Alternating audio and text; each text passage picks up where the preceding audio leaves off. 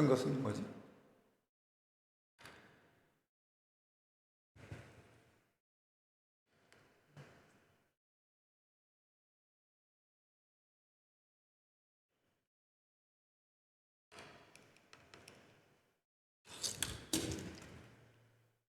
됐어.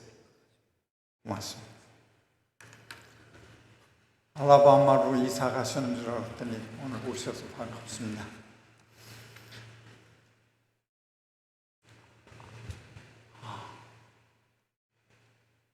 제가 설교 재료를 이걸 뭐라 그러는지 이걸 우리 주집사님한테 드렸더니 목사님 그걸 다 해요? 하도 많이 준비해서 다 못할 것 같아서 걱정스러운가 봐요. 그래서 제가 오늘 설교가 길어질 거라고 그렇게 말했으니까 여러분도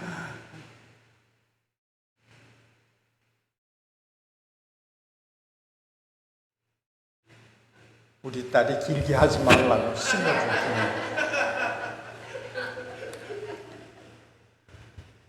이는 여호와의 종 모세가 여호와의 말씀대로 모압 땅에서 죽어 벳부엘 맞은편 모압 땅에 있는 골짜기에 장사되었고 오늘까지 그 묘를 아는 자가 없느니라.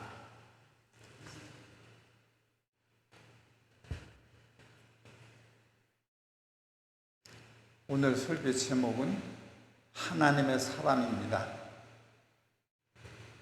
엘리야에 대해서 이야기를 하려고 했더니 좀 시간이 바뀌어서 그냥 모세 이야기를 다 대체하였습니다. 모세는 하나님의 사람이었어요. 성경에 하나님이라는 단어가 찾아보니까 겹치는 게 있지만 95번이 나오더라고요. 이 세상에 여러 종류의 사람들이 있는데 그 중에 하나님의 사람이라는 단어가 제게는 아주 참 얼마나 좋은 말씀으로 다가오는지 이제 늙으니까 설교할 기회도 없고 또 설교를 부탁받으면 굉장히 부담이 되어서 잘 강단에 쓰려고 하지 않은데 하나님의 사람이라는 말을 듣는 그런 목사가 되었으면 좋겠다. 그런 마음을 가지고 살고 있습니다. 돈 많은 사람이라는 말도 참 좋지요. 공부, 무슨 경제학자, 무슨 과학자 그런 말들도 참 부러운 그런 단어이지만 그리스도인들에게는 하나님의 사람이라는 말이 참 좋은 것 같아요. 얼마 전에 조지아에 살고 있는 김정일 장로가 헤어진 지 한 20년쯤 되었는데 이제 죽음을 앞두고 마지막으로 하 목사님을 만나고 싶다고 그래서 연락이 왔어요. 그날은 먼 여행을 하고 와서 굉장히 피곤한 오후였는데 내가 내일 가면 안 되겠습니까? 그러니까 연락하는 분이 경각에 달렸다고. 그래서 내일 아침까지 기다릴 수가 없어서 저녁에 출발을 해서 거기 가니까 밤 12시 한 5분이나 그렇게 된 것 같아요. 그래 들어갔더니 소파에 이렇게 앉아 있다가 벌떡 일어나면서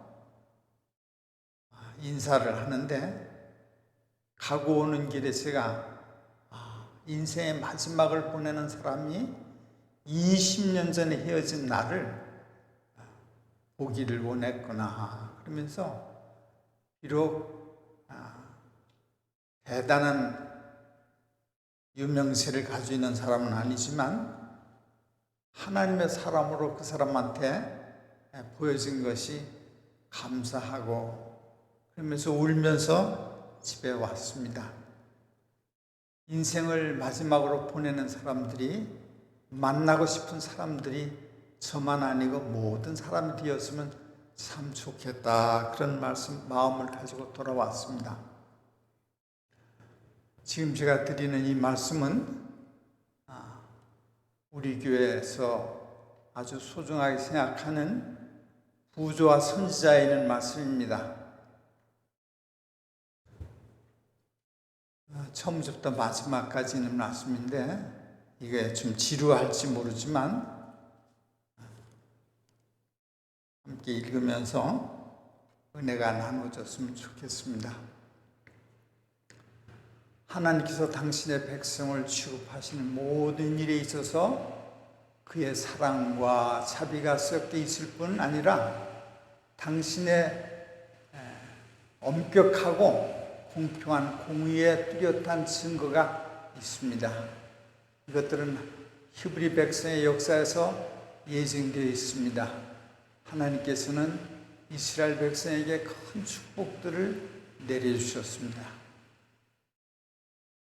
인생을 살면서 여러 가지 경험들을 하는데 이 히브리 사람들의 역사는 하나님의 사랑과 공의가 섞여 있는 아주 엄격한 그런 역사이지요. 시간이 없으니까 제가 다 막 추리하겠습니다.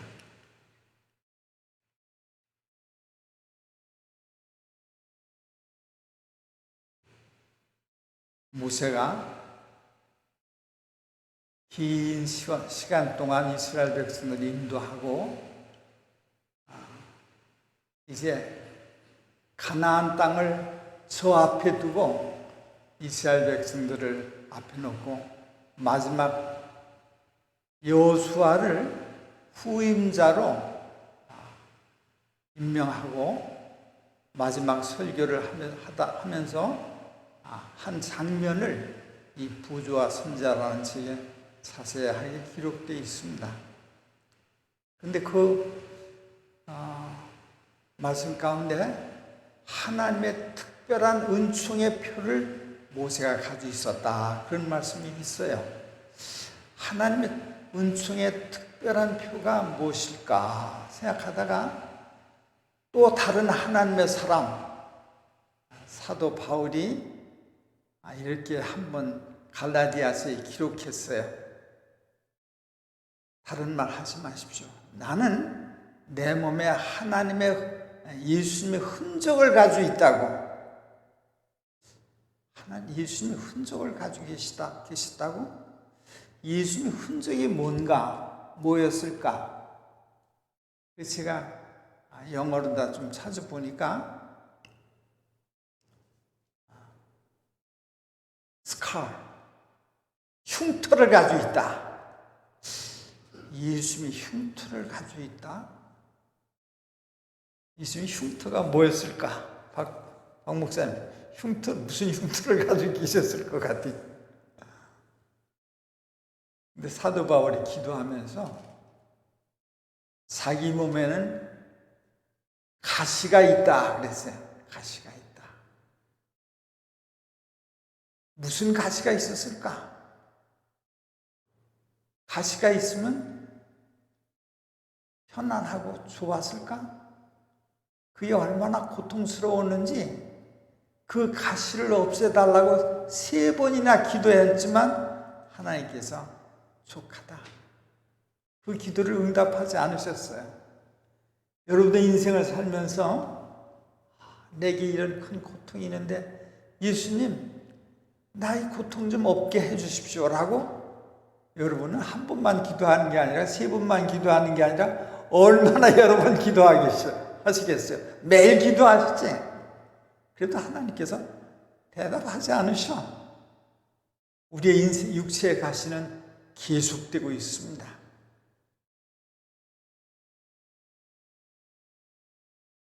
저도 인생을 살면서 부담 있고 마음에 고통이 있어요.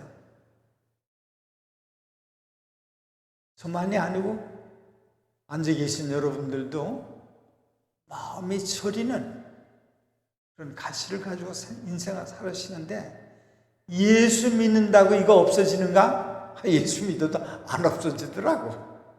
없어지는 분도 있겠지. 오늘 김춘자 집사님 간증하는데 아주 얼마나 자랑스럽고 감사한지. 여러분, 우리 여기 도윤이, 소윤이가 바이올린을 하는데 저 아이들은 엄마 아빠 잔소리를 안 듣고 할 거라. 내가 진짜 그런 거 해서 오늘 물어봤더니 아이들은 바이올린을 하는데 잔소리 한 번도 안 한대. 저들이 알아서 다 한대. 그런 사람들은 얼마나 복이 많은 사람들인가. 근데 대부분의 우리 아이들은 잔소리 중에 큰다고. 그죠? 잔소리 중에 커져도 좋겠는데 잔소리를 해도 안 크는, 계속해서 말씀 부리는 아이들도 있어요. 근데 하나님의 은총에, 특별한 은총의 표를 받았다. 내 몸에 흉터를 가지고 있다. 그런 중에 그게 뭘까? 그렇게 간절히 원하는 소원을 풀어주지 않으면서도 하나님의 사랑을 느끼는 것, 그렇게 느끼고 사는 것, 그게 흔적이 아닐까 생각해요. 모든 소원이 다 이루어진다고 복을 받은 게 아니라 이루어지지 않은 것도 복이라는 사실을 배울 수 있으면 얼마나 좋을까, 그런 생각을 해보았습니다. 여러분, 우린 다 야곱처럼 복 받기를 원하죠? 근데 야곱이 복을 많이 받았지만 고생도 참 많이 했어. 저는 살다가 하나님 야곱과 같이 큰 복을 못 받은 에서도 사실 하나님께서 복을 주고 이 땅에 살게 하셨으니, 하나님 내가 신실하지 못하지만 야곱이 받은 복이라도 받고 살 수 있도록 해 주실 것을 믿고 살 수 있도록 믿음을 주십시오. 그렇게 기도했어요. 에서도 복을 받았죠.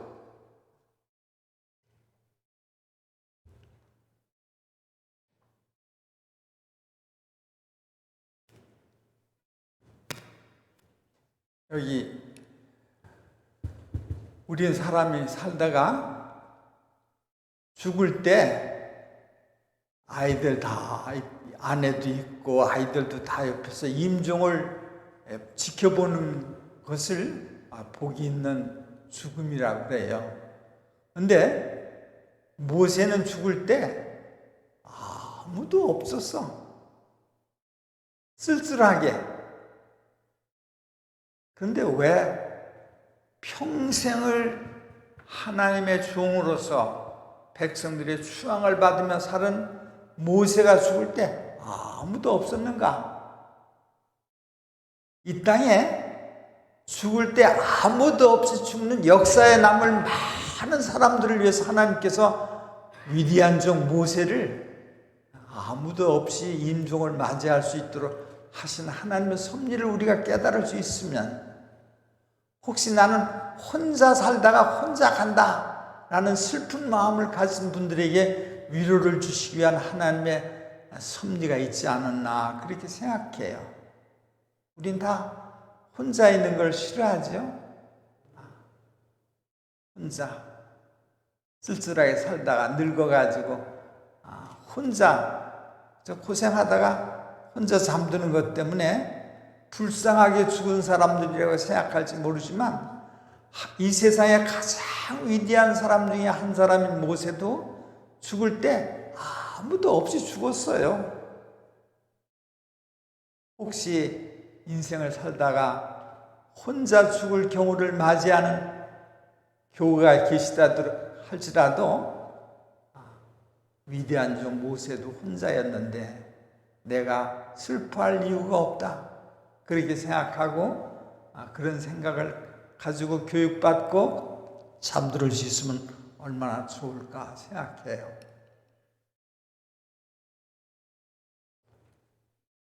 가장 쓰라린 시련은 그가 보호하고 사랑했던 백성, 그의 관심과 생명이 그처럼 오랫동안 연합되었던 백성을 떠나는 일이었다.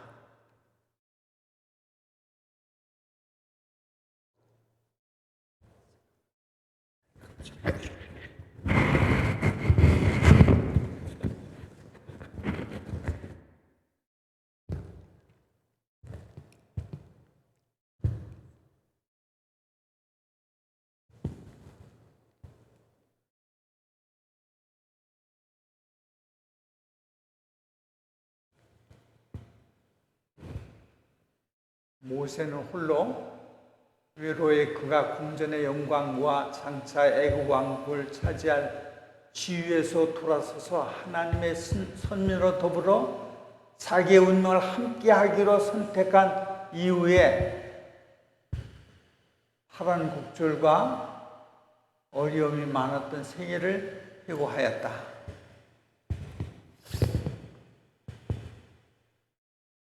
모세는 찬란한 칭찬과 영광 속에서 인생을 보낼 수 있었던 사람이었지만 하나님의 백성과 함께 고난받기로 작정한 그것이 하나님께 받은 특별한 은총의 표였다고 그렇게 생각이 돼요.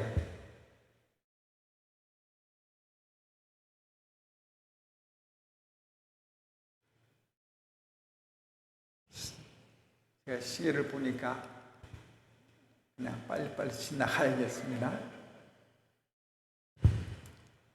모세가 하나님께서 올라가라고 하는 느보산에 올라가서 과거를 회상하면서 자기 앞에 전개되는 많은 일들을 보도록 하나님께서 은총을 주셨습니다. 이스라엘 민족이 어떤 과정을 거쳐서 예수님을 어떻게 대접하는지, 예수께서 십자가에 달려 돌아가시는 모든 장면을 그 앞에 펼쳐져 있는 넓은 들판, 향기로운 꽃밭, 무르익은 곡식들, 저쪽에 있는 지중해, 저쪽에는 모압 저쪽에 있는 승리의 땅 바산을 바라보면서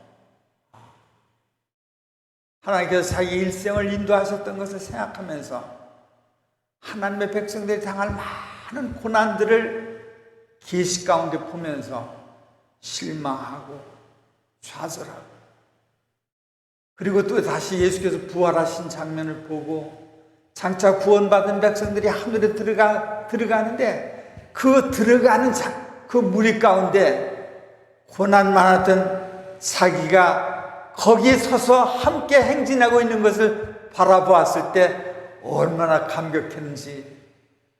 모세가 본 그 계시 가운데 뭘 보는가 하니 기독교가 전도하러 다니는 것을 보았다. 그런 기록을 읽으면서 제가 이렇게 생각했어요. 아유, 우리 이정철 목사님의 사모님이 내가 심은 쪽파를 얻어가지고 가서 김치를 만들어 가지고 가서 각 가정에 다니면서 나눠주면서 전도하는 장면을 모세가 보셨겠구나. 그런 생각을 했었습니다. 사모님 그런 생각 못 하셨지? 아니, 사모님은 못한 게 아니라 우리 다 그래. 우리 조장로님이 선교회장으로서 열심히 다니는 거 모세가 보았다고 생각을 못했다고. 근데 모세가 그것을 보았다. 야, 대통령이 옆에 방문만 해도 말이야 굉장한 영광인데 대통령보다 더한 모세가 우리가 살아가는 전도하는 모든 장면들을 보고 함께 기뻐했다는 건 얼마나 놀라운 이야기인가. 저는 쪽파를 심으면서 내가 돈 벌기 위해서 쪽파 심겠습니까? 우리 사모님이 쪽파 가져가서 김치 만들어가지고 전도하러 다니는 길에서 아무것도 할 수 없으니까 그거라도 해주는 기쁨을 가지고 살고 있습니다. 여러분, 제가요 지난 수요일 날 우리 문창환 형제네 집에 갔었어요. 목사가 오는 거 싫어하는 남편들도 많으니까 문 형제가 사무실에 간 사이에 우리가 갔기 때문에 혹시 목사 왔다 간 거 알고 와이프 핍박할까봐 내가 어제쯤 물어봤어요. 내가 거기 간 거 아느냐 그랬더니 아이 그럼요. 그래서 얼마나 마음이 편한지. 그래 거기 가서 이렇게 몇 분이 앉아서 이야기하는 동안에 목사님의 과거에 대하여 연애한 거 이야기할 경우가 생겨가지고 이야기하면서 무슨 이야기가 나오는 거 아니? 한 목사가 회사에 다니면서 어떻게 교인들을 취직시켰는지 그 이야기가 나왔어요. 그래서 생각해 보니까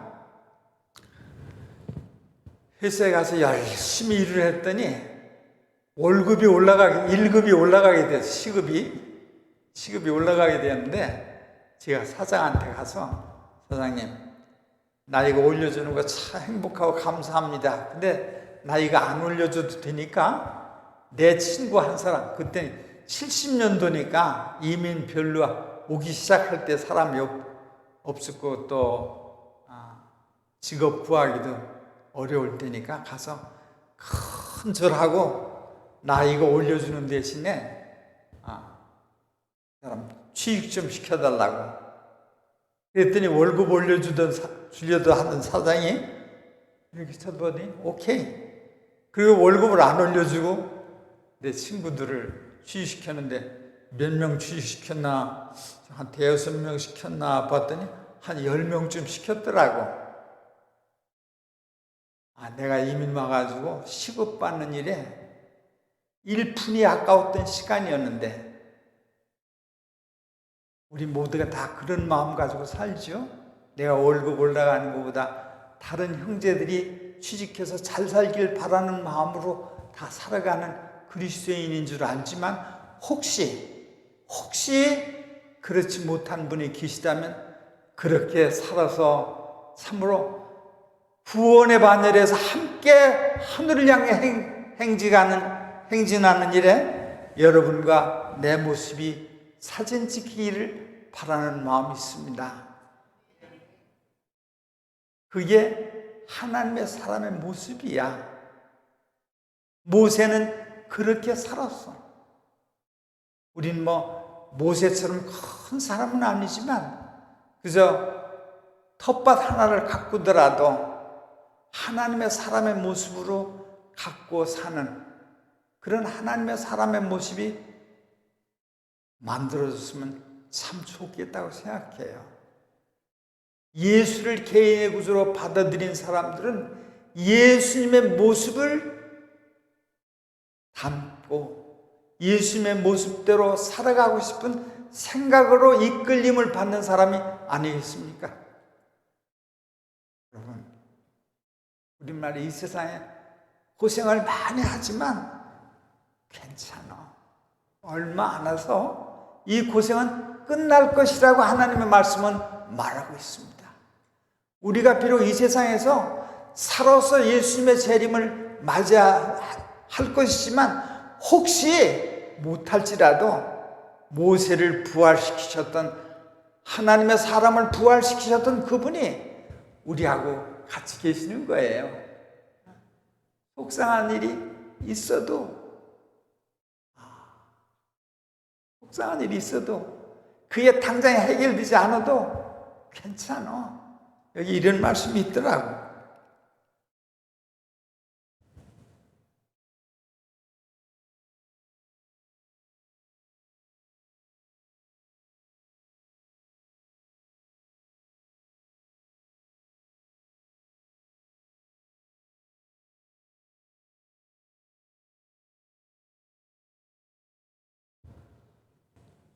누가 한번 이거 읽어보실래? 육체를 쫓아낸 이스라엘 백성이 하나님께서 저희를 부르신 높은 운명에 도달하는 일에 실패했지만 그의 불신으로 말미암아 세상에 빛이 되지 못했지만 하나님의 자비를 멸시하였으므로 하나님의 선민으로서의 축복을 상실하였지만 하나님께서는 아브라함의 자손을 버리지 아니하신 것을 보았습니다. 모세는 이스라엘 백성들이 역사에서 참패한 그런 형편에 이르렀을지라도 하나님께서 버리지 않으셨다고 아는 것을 보았다. 여러분이나 내가 인생을 살다가 이 생존 경쟁이 아주 심한 세상에서 여러분 다 똑똑해서 괜찮을 거예요. 나는 모든 일에 실패했어. 그래도 내가 예수 안에서 기뻐하는 것은 하나님께서는 아브라함의 자손을 버리지 아니하신 것을 보았습니다.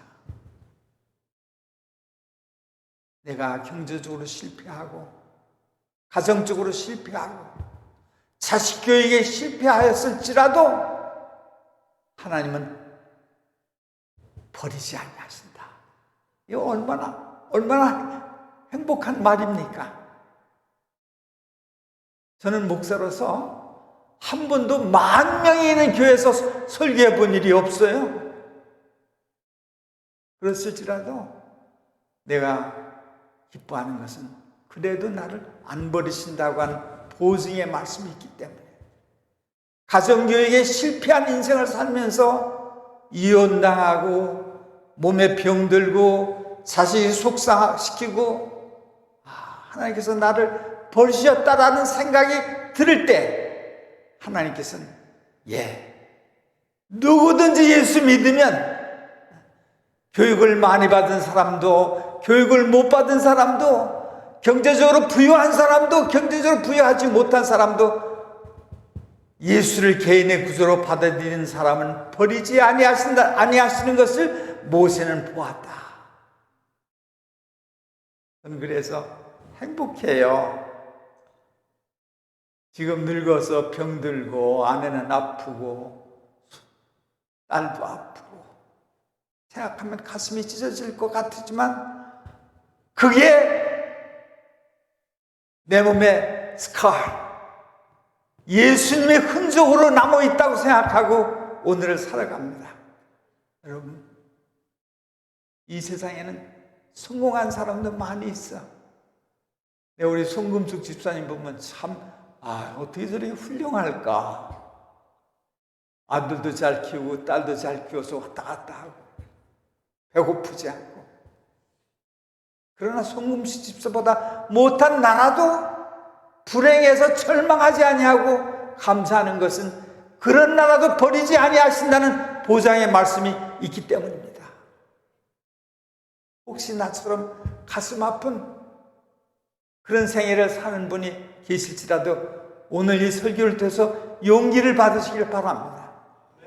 하나님은 사랑이십니다. 부활의 소망을 가지고 있는 것을 외롭게 혼자 죽어가는 사람에게도 하나님께서 말씀하셨어요. 사도 바울이 전도를 갔을 때 아주 마음이 너무 상한 사람들에게 자기의 상처받은 마음, 흉터가 있는 마음을 내보임으로써 상처를 가지는 사람들을 그리스도 안으로 인도할 수 있었어요. 잘 되면 얼마나 좋겠어요. 잘 되기를 바라죠. 자식들이 잘 되기를 바라고 자식들이 좋은 학교 가기를 바라고 그러나 좋은 학교 못 가고 비즈니스가 잘 안 되고 그럴지라도 괜찮아요. 그럴지라도 어떻다고? 높은 운명에 도달하는 일에 실패했지만 그들의 불신으로 말미암아 믿음이 없어서 세상에 빛이 되지 못했지만 노상싸움하는 그런 부부가 무슨 세상에 빛이 되어 아이고 이래가지고 무슨 그리스도인이라고 말할 수 있는가 그렇게 생각할 수 있지만 아니야 그래도 괜찮다고 그건 내 말이 아니고 하나님의 말씀이요. 그러니까 용기를 잃지 않으셨으면 좋겠어요. 하나님은 사랑입니다. 요한복음 3장 16절 우리가 다 잘 외우지요. 하나님이 세상을 이처럼 사랑하사 독생자를 주셨으니 누구든 저를 믿는 자는 멸망치 않고 영생을 얻게 하려 하심이라. 그 흉터를 가지고, 그 스카를 가지고 영생을 얻으시는 거예요. 그러니까 고생, 예배당에 일주일에 한 번씩 예배당에 억주로라도 오세요. 제가 지금은 아마 한국이 많이 바뀌어졌겠지만 한 20, 30년 전에 내슈빌 교회 갔었어요. 내슈빌 교회 갔더니 교인들이 예배당에 와서 다 줘라. 아니 오래간만에 손님 강사를 갖다 놓고 다 졸고 있으니 뭘 설교를 해? 하여튼 다 줘라. 이제 예배 끝나시고 점심 먹으면서 이야기를 하는데, 목사님 우리는 안식일을 아니면 죽었을 거예요. 왜 그러냐 그랬더니 거기는 그 내시빌은 미국 유행가 만들어내고 유행가 퍼뜨리는 동네래. 그래서 미국 전국에 있는 노래하는 청년들이 많이 와서 거기 살기 때문에 옷을 자주 바꿔 입는데, 그래서 옷 이제 얼터레이션 뭐라고 그러지? 옷 수선하는 그런 재봉틀을 하는 일을 하는데 돈이 하도 많이 벌리니까 밤새도록 밟는 거야, 사방틀을. 그러니까 돈이 밟으면 돈이 생기니까 안 밟을 수가 없어. 그래 밤새도록 일하다 보니까 일주일 내내 일하다 보니까 너무 피곤해서, 그래도 안식일은 기억하니까 안식일에 와서 예배당에 와서 사는 거야. 그래서 11금은 많이 나와. 그런 교회 갔다 온 일이 있는데 그 사람들이 이런 말 하더라고요. 아유 목사님 우리가 안식일 아니었으면 벌써 죽었을 거예요. 억지로라도 안식일 지키니까 예배당에 와서 자더라도 쉬니까 살아났다 이게야. 하루도 안 쉬고 자방틀 밟아 제끼면 죽었을 거라고. 여러분 안식일 지키는 거 우리 교인 가운데 그런 사람은 없겠지만 억지로라도 안식일 지키는 거 괜찮은 일이야.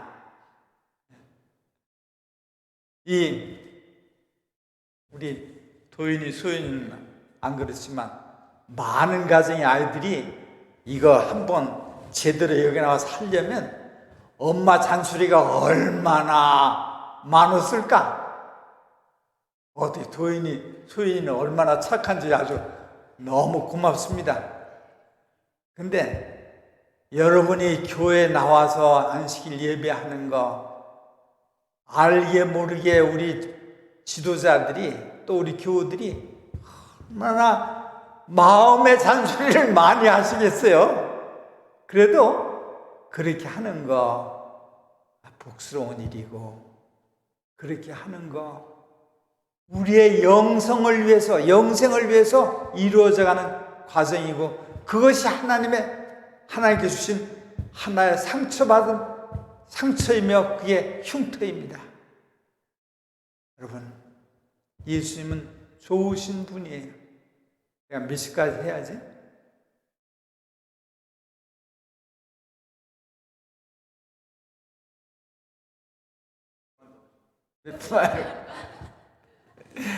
늙으니까 그것도 잘 몰라서. 인생을 살다가 실패 쓰라림을 당하는 사람도 누구든지 저를 믿으면 영생한다고.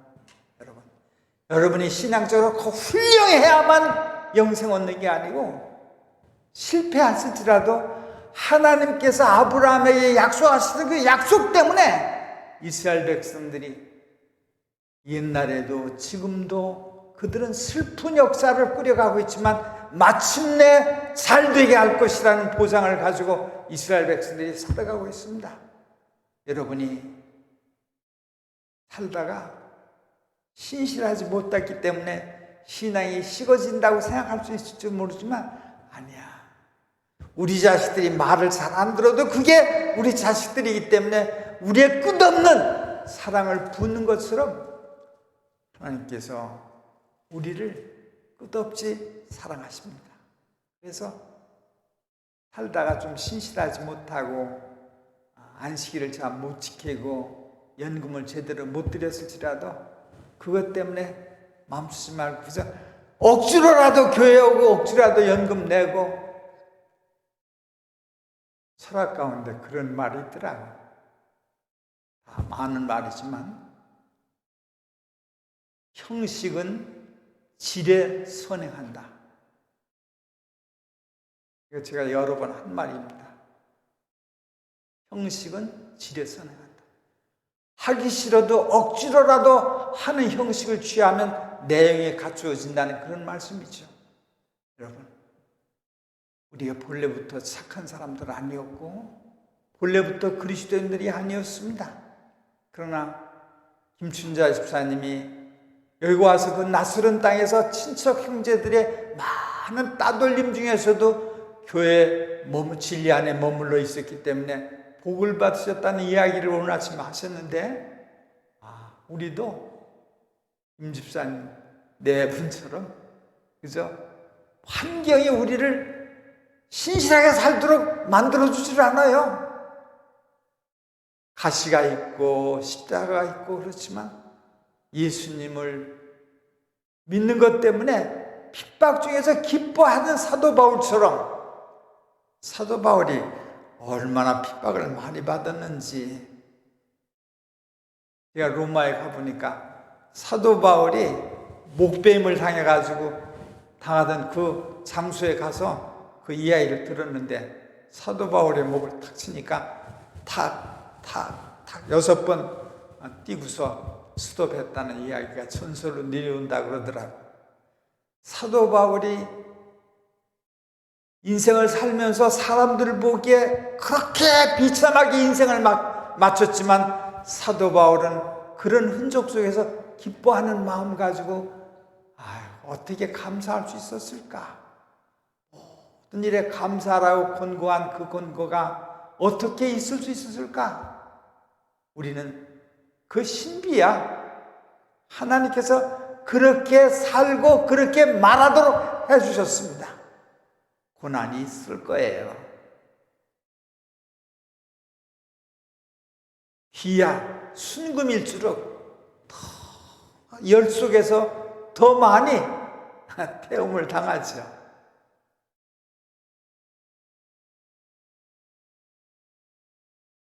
바로 예수님의 이름 때문에 매맞는 그 자리가 전도하는 자리더라고. 제가 형무소에 가서 매를 맞는데 그 매가 얼마나 무서운지 이 앞에 사람들 매 맞는 거 보니까 그저 한 번 때리면 그냥 나중에 들으니까 엄살 부렸기 때문이라는 말도 있지만 내가 볼 때 엄살은 아니야. 그냥 한 번 때리면 그 빠따로다 이렇게 그 빠따에다가 어머니의 사랑이라고 썼어요. 그거로다 그냥 궁둥이를 때리면 이렇게 해놓고서 궁둥이를 때리면 이제 나가 동그라지고 그걸 3대씩 맞는데 제 차례가 왔을 때 제가 저걸 맞고 견딜 수 있을까? 두 대마저도 안 쓰러지니까 그 때리는 사람이 와서 궁둥이를 만져보더라고. 여기다 뭐 안 아픈 거 됐나 하고. 근데 되지 않았어. 세 차례 다 맞고서 이렇게 돌아서면서 아프네. 그리고 저 갔더니 그 사람이 그 다음 사람을 때리지 못하고 가만히 쳐다보더니 그 사람이 그 다음부터는 저 우편물 심부름꾼이 되었어요. 그때는 그 감옥 안에서 편지를 써서 내보내거나 편지를 받거나 할 수 없잖아요. 근데 제가 편지 써서 그 사람한테 주면 그 사람이 그걸 보내주고 거기서 답장이 오면 또 받아가지고 저한테 전달해주고 형무소 사는 동안 내내 그 사람은 내 우체부 노릇을 했어요. 나중엔 저희를 데리고 삼성까지 가는 그런 호위하는 사람이 되었는데, 예수님하고 같이 있으면서 받는 핍박은 전도하고 평화를 전하는 통로가 될 수 있다는 사실을 배웠습니다. 여러분, 인생 살면서 어려울 때도 있지요. 이춘자 집사님은 이 설교 안 들어도 될 만큼 대단한 분이지만, 여러분, 예수님은 예수 믿는다는 건 신비한 일이야. 어떻게 그렇게 굉장한 왕의 자리를 양보하고 하나님의 백성과 함께 고난받기를 선택하는 것, 그건 기적이 아니면 이루어질 수 없죠.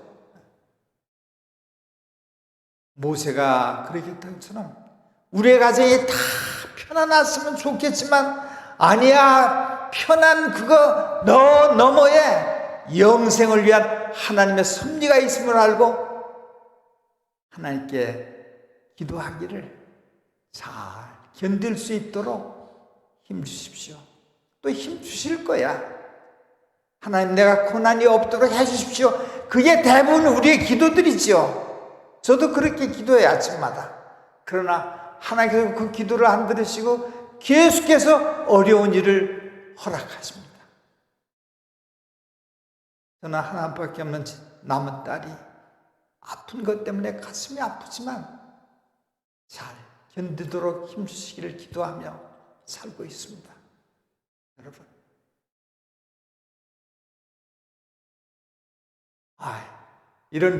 이런 권고 가운데 모세가 우리들을 보았어요. 저 휘거리에서 농사를 져가지고 교인들이 먹도록 물건 들고 쫓아오는 우리 박 목사님 네 분을 보셨습니다.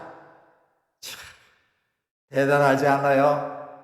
우린 말이야, 안 보는 것 같아도 아이고, 모세가 보았으니 예수님은 더 말할 것도 없지. 여러분, 우린 행복한 사람들입니다. 아무쪼록 우리는 혼자 가는 게 아니고 하나님께서 같이 가니까 고난을 감사히 생각하고 지나가는 행복한 하나님의 사람들이 되시기를 바라면서 말씀을 마치겠습니다.